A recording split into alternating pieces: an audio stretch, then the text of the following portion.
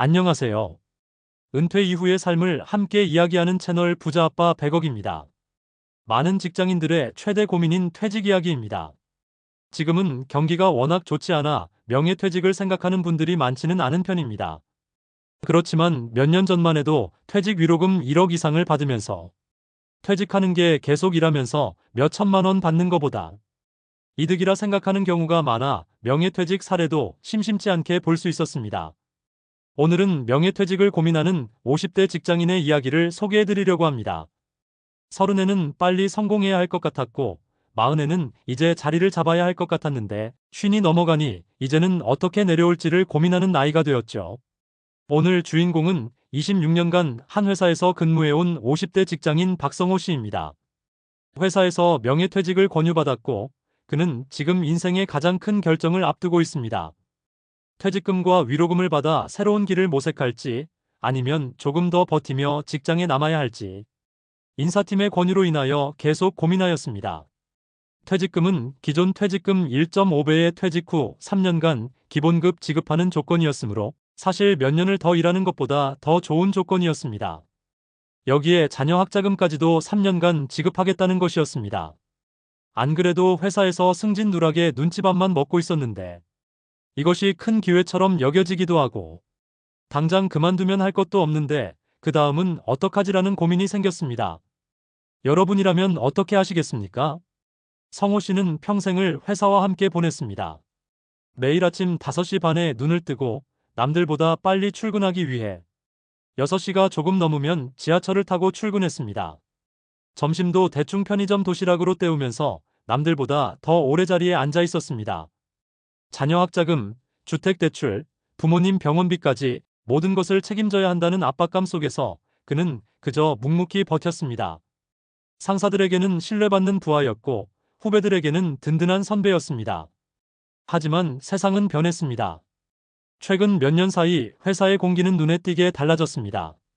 조직 개편이 잦아지고 부서 통폐합이 이어지면서 이제는 베테랑보다는 저비용 신입이 낫다는 이야기가 공공연히 들려왔습니다. 그러던 어느 날 인사팀에서 그를 불렀습니다. 차 한 잔을 건네며 들려온 말은 명예퇴직을 고려해 주시면 좋겠다는 권유였습니다. 퇴직금 외에 특별 위로금도 제시됐지만 성호 씨의 머릿속은 온통 복잡했습니다. 지금 나가면 앞으로 뭘 하지? 내 경력을 살려 다른 회사로 옮길 수 있을까? 아니면 사업을 해볼까? 하지만 사업은 위험하다고들 하던데.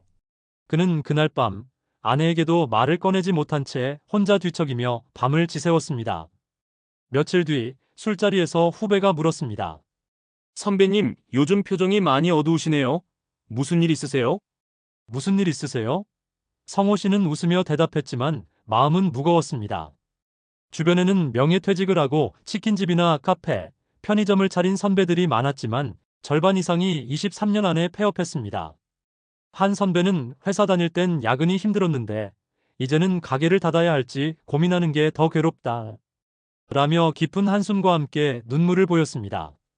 안정적인 월급에 익숙했던 사람들이 매출 변동과 직접 영업의 부담을 견디지 못하는 경우가 너무 많았습니다. 또 다른 함정은 이직에 대한 과도한 자신감입니다.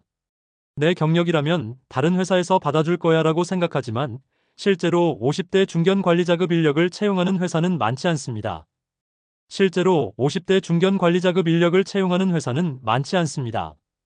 운 좋게 재취업에 성공해도 연봉은 이전보다 절반 이하로 떨어지는 경우가 대부분입니다. 성호 씨는 이런 현실을 보면서 더욱 혼란스러웠습니다. 그는 아내에게 처음으로 속마음을 털어놓았습니다. 여보, 회사에서 명예퇴직을 권유받았어. 위로금이 크긴 한데 당장 나오면 우리 생활이 괜찮을까? 아내는 한참 동안 아무 말도 하지 않다가 조심스럽게 물었습니다. 아내는 한참 동안 아무 말도 하지 않다가 조심스럽게 물었습니다. 여보, 당신이 정말 원하는 게 뭐야? 그냥 쉬고 싶은 거야? 아니면 다른 일을 하고 싶은 거야? 그 질문에 성호 씨는 대답하지 못했습니다. 자신이 진짜 원하는 것이 무엇인지, 무엇을 준비해 왔는지 스스로도 몰랐던 겁니다. 며칠 뒤 오랜 친구를 만났습니다. 친구는 이미 3년 전에 명예퇴직을 했지만 지금은 새벽마다 대리운전을 하며 생활비를 벌고 있었습니다.